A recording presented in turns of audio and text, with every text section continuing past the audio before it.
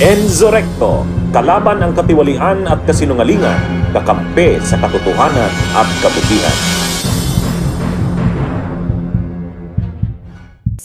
Day 7 po tayo.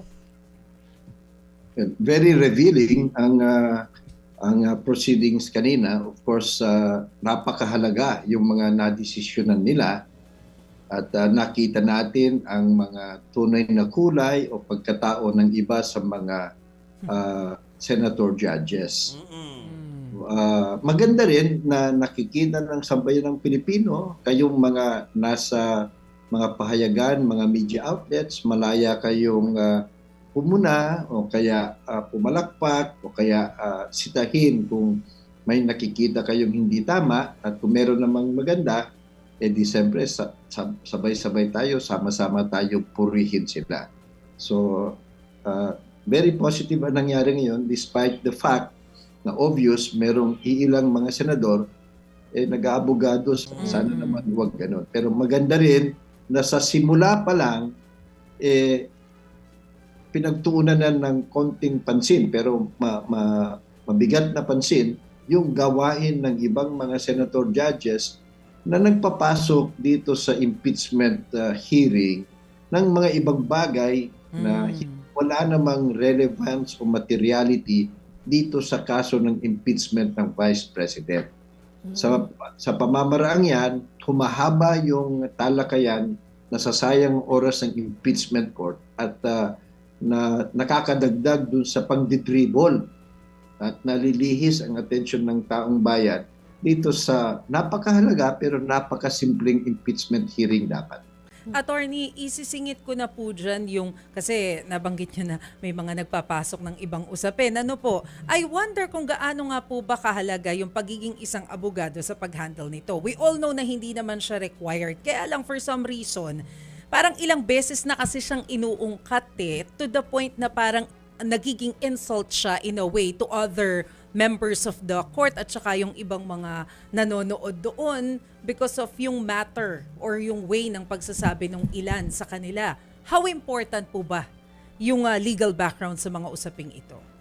Ako nga na isang abogado at naging national president pa ng lahat ng abogadong Pilipino sa ating bansa, ay noon pa sinasabi ko, hindi naman ho kinakailangang maging abogado ka para maging mahusay, patas at matinong impeachment court judge.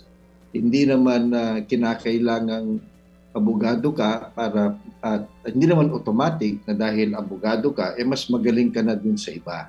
So noon pa sinasabi natin yan. So hanggang ngayon sinasabi ko pa rin na ang kailangan lang naman dito, number one, yung bang tapat na ganap ng iyong tungkulin bilang isang impartial judge. They have to remember they are supposed to be impartial judge at nagseserbisyo sila sa sambayan ng Pilipino. Pangalawa, kinakailangan lang talaga dito bukas ang iyong kaisipan. Yung wala kang prejudgment at patas ka, wala kang kinikilingan. Hindi ka dapat nag-aabogado sa kanino man.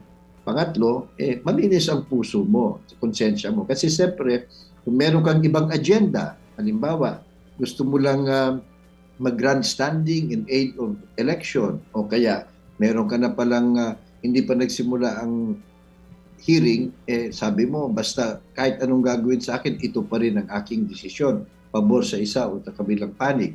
Pag mga ganon, meron ng mga hidden personal agenda na kuminsan selfish, talagang nasasakripisyo. So, yun lang naman sana ang kailangan natin. Yung maaring may advantage ng konti mga abogado, pero lahat naman ng mga senator judges may mga abogado at magagaling, competent naman. So yung sa aming mga abogado, hindi rin maganda at it is contrary to our ethics bilang lawyers, no?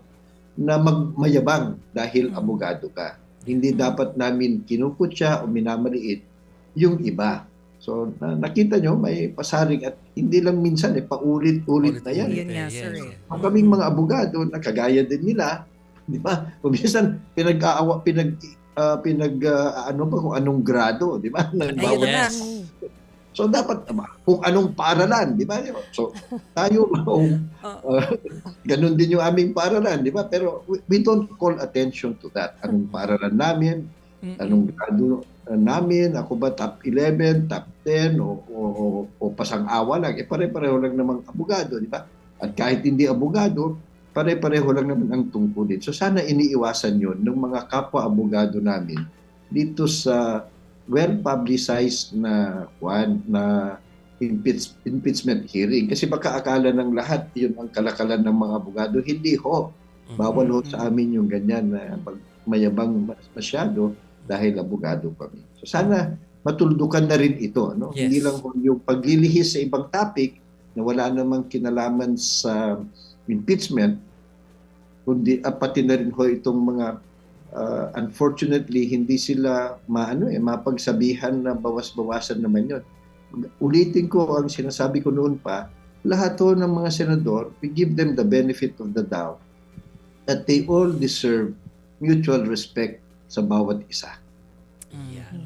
Well, sabihin ko lang si Attorney Cayosa, isa sa mga tinatawagan natin para explain kasi nga sa media hindi din nga karamihan dito ay lawyers Yeah. So ang gusto natin ay mas mapaintindi sa mga kababayan natin kaya humingi kami ng tulong sa mga talagang abogado para explain. Pero walang yabangan 'yon, 'di ba? Wala. Kailangan lang natin ng eksperto talaga. Correct, Oo. correct. Pero attorney, puntahan ko lamang po yung tungkol doon sa green box. So kanina base po doon sa report ng ating mobile journalist na si Merrimon Reyes, pili yung mga pinayagan na mabuksan, merong hindi pinayagan. Base po ba sa ating batas, ano po yung pwede at ano po yung hindi talaga pwede na mailatag na dokumento pagdating po sa impeachment trial? To be accurate, ang framing is, karamihan ho na hiningi na dokumento o records ng prosecution na masubpina, pinagbigyan. Fair naman sa Senado. Karamihan ho pinagbigyan. Kukonti lamang ho yung hindi napagbigyan. At mabuti napansin nyo yan. Kasi dun sa bank secrecy law natin, dun ho sa ating Internal Revenue Code, dun sa ating AMLA Law, Ombudsman Act, malinaw ho naman. At saka yung pangkalahatang sistema ng ating gobyerno, malinaw ho naman na yung right to privacy, dun sa batas may mga exception. So narinig na natin, napapaloob ito sa exception. Pangalawa, malinaw din ho naman na may poder ang impeachment court at iba pang mga korte na magpalabas ng subpina kung yung mga dokumento na iniingatan ng gobyerno o nasa private hands ay material and relevant to know the truth and resolve a case pending before the court. So ito ho ang importante. Malinaw din sa ating batas at lahat ng desisyon ng Supreme Court at iba pang maraming batas na pag ikaw ay nasa gobyerno, you shed part of your privacy. Kasi nga, nakalagay sa ating Constitution, overall principle of transparency and accountability in public office. So, namayani ho naman yun. Pero yung dollar account, sinabi ay hindi daw pwede ito kasi ang nakalagay lang na exception sa batas. Dalawa lang, waiver, at saka yung ganon ang nakalagay. So, we disagree with that kasi ito naman ay impeachment court. At in general, pwede ho naman kahit walang exception as long as it is material and relevant. But we have to respect that. Decision nila yan.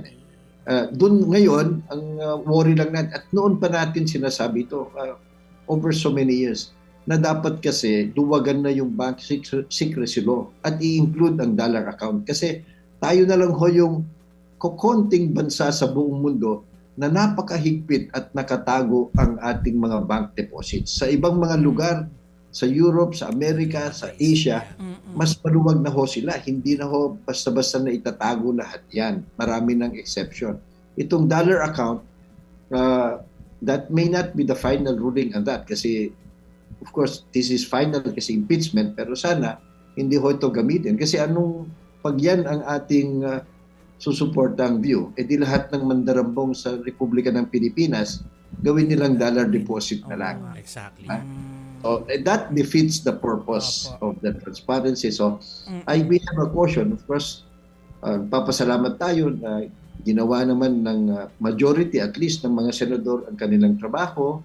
at sumunod sa batas at jurisprudence at grinant yung subpoena request. Ito lang mga iba. Siyempre, sa tingin nila, hindi ganun kalinaw yung batas kaya they chose to be more careful. Bunyog, bunyog, halikan na kasama ka. Bunyog, kapag buklod ay may pag-asa. Luzon, Visayas, Mindanao, isa ang pananaw. Sa bagong Pilipinas ang bunyog isisigaw. Bunyog.